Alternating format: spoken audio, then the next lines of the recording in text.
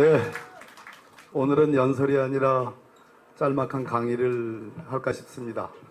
제목은 전 정부 수사 현황 및 대응 보고였는데 만들다 보니까 전체적인 윤석열 정부의 검찰 독재, 정치 탄압의 일반론 잠깐과 우리 이재명 대표님을 겨냥한 이 조작 수사, 편파 수사, 왜곡 수사에 대해서 조금만 정리를 좀 할 필요가 있어서 정리를 해왔습니다. 여러분, 윤석열 대통령이 검찰총장 출신입니다. 그것도 한참 전에가 아니라 직전 검찰총장 출신입니다. 그거 하나만으로도 검찰 독재의 우려를 갖고 있는데 이미 모든 요직에 검찰 출신으로 쫙 깔았습니다. 서울중앙지검을 비롯해서 모든 주요 검찰청에 민주당과 전 정부를 겨냥한 그러한 진짜 윤 검찰 핵관들로 쫙 깔았습니다. 뿐더러 대한민국 감사원은 헌법의 정치적 중립성과 직무의 독립성을 보장받는 기관임에도 불구하고 검찰의 이중대 역할을 하고 있습니다. 경찰청은 또 어떻습니까? 누가 윤석열 장모 되시는 분에 대해서 그렇게 허무맹랑하게 무혐의 의견으로 송치할 줄 알았습니까? 윤석열 검찰 독재에 정말 우리가 염원했던 수사권을 적절하게 분배받아서 적절하게 조정해서 독립해서 수사할 것으로 기대했던 경찰청이 경찰국 신설과 함께 그러한 경찰청은 없어졌습니다. 국가정보원입니다.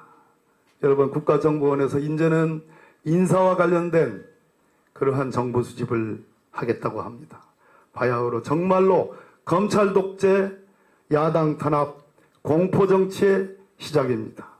오늘은 노영민 전 비서실장, 내일은 박지원 전 국정원장, 또 그 다음은 누구겠습니까, 여러분? 우리가 지켜야 될 분은 누구십니까? 또 누구십니까? 우리는 민주당의 이름으로 이재명 대표님과 문재인 전 대통령님을 함께 지킵시다, 여러분. 그러실 수 있겠습니까? 이러한 야당 탄압, 검찰 독재, 공포정치의 제도적 배경은 헌법과 법률을 위반해서 만든 시행령 통치입니다. 경찰국을 마음대로 설치했습니다. 바로 이태원 참사의 한 원인이라고 유사명 총경 살아있는 우리 자랑스러운 경찰이 얘기했습니다. 한동훈 법무부 장관에게 인사정보관리단을 설치하게 했습니다. 무소불위의 법무부가 됐습니다. 검수원복, 예전에 수사기소 분리에 따른 수사권이 경찰에 가 있음에도 불구하고 그 이전의 수사권 조정에 완전한 역행입니다. 검찰의 수사권을 원상 복구했습니다. 이 모든 것을 헌법과 법률에 위반된 시행령에 의해서 이렇게 자행하고 있습니다. 여러분, 분노하십니까? 분노하십니까? 그러면 뜨거운 박수 한번 보내주십시오. 자, 지금부터 잘 한번 보십시오. 결론부터 얘기하면 대장동 사건의 본질과 대장동 사건의 실체는, 진실은 이 녹취록에 있습니다. 이 녹취록이 작성된 시점은 아무런 오염이 없는 상태였습니다. 수사도 개시되지 않았습니다. 말 그대로 정영학이라는 사람이 녹음을 했고 그 대화에 등장하는 사람들은 아무런 방해와 아무런 오염 없이, 아무런 훼손 없이 자기들이 상상 이상으로 얻은 이 초과 수익을 어떻게 배정할 것인가, 어떻게 나눠 가질 것인가에 대한 자연스러운 대화였습니다. 거기서 김만배와 유동규는 이구동성으로 천화동인, 말 그대로 그게 누구의 소유냐라는 것이 최고의 핵심 쟁점인데 천화동인 1호는 유동규의 것이라고 합창했습니다. 이것이 진실입니다. 자, 나머지 진술 볼까요? 제가 종전검찰이라고 표현한 것은 윤석열 대통령 집권 한동훈 법무부 장관 임명 이전에 소위 말해서 우리 문재인 정부 시절의 검찰 수사를 의미합니다. 이 수사는 작년 9월부터 시작된 수사입니다. 김만배는 뭐라고 그랬습니까? 천화동인 1호는 내 것이다. 유동규는 거꾸로 다 네 거다. 김만배 것이다. 정민용 변호사라고 했습니다. 유동규의 것이다. 남욱이라는 변호사가 요즘에 한참 설치고 있는데요. 남욱은 JTBC와 인터뷰에서 김만배가 유동규 외에 다른 사람을 거론한 적이 없다고 했습니다.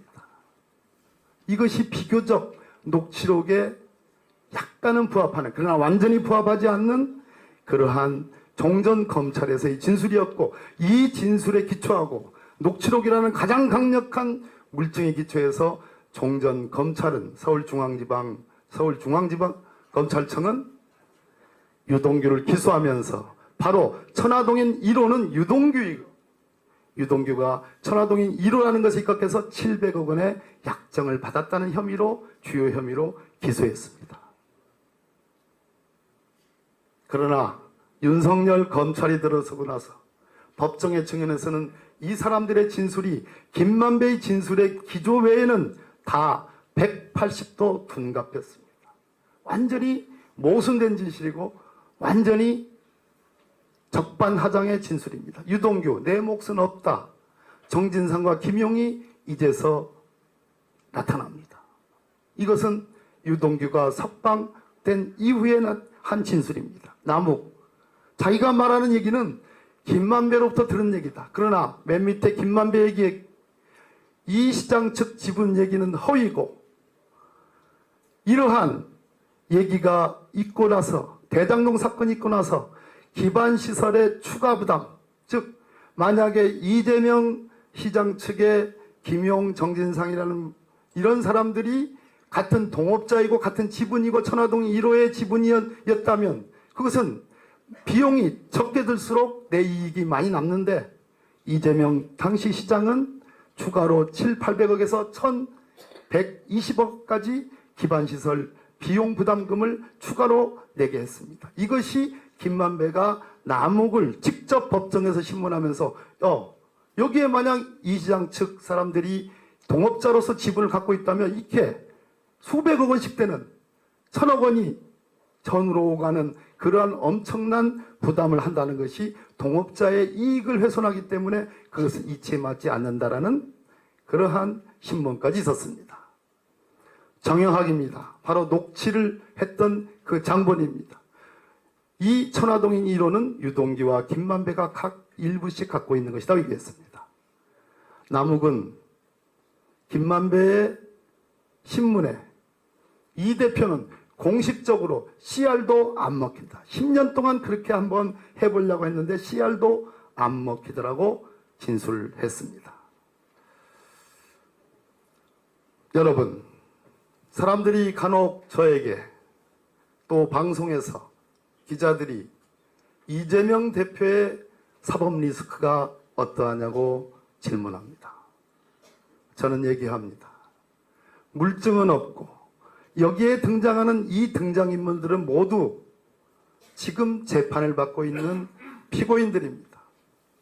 이들의 진술은 자기들에게 불리하거나 자기들에게 이익되게 자기들의 이해관계에 따라서 진술합니다. 그러나 이러한 진술조차도 일관성이 없습니다. 내 것이니 네 것이니 걔네들 거라니 서로 뒤죽박죽 모순 덩어리입니다. 여기서 중요한 것은 저는 이 수사는 윤석열 검찰 이전과 이후로 나눌 수 있고 윤석열 검찰 이후에 조작되고 허위사실 공표를 비사실 공표를 내 맘대로 하고 심지어 직무상 공무상 비밀 누설도 내 맘대로 하는 윤석열 검찰에 의한 조작 편파 불공정 수사라는 점을 우리 함께 공감할 수 있겠습니까 여러분? 동의하십니까 여러분? 그러면 결론은 자명합니다. 우리는 사법 리스크 운운하지 말고 똘똘 뭉쳐서 민주당을 중심으로 우리가 대한민국 국민의 경제와 민생을 살리겠다는 오로지 그 마음으로 함께 나가자는 제안을 드립니다. 여러분 고맙습니다.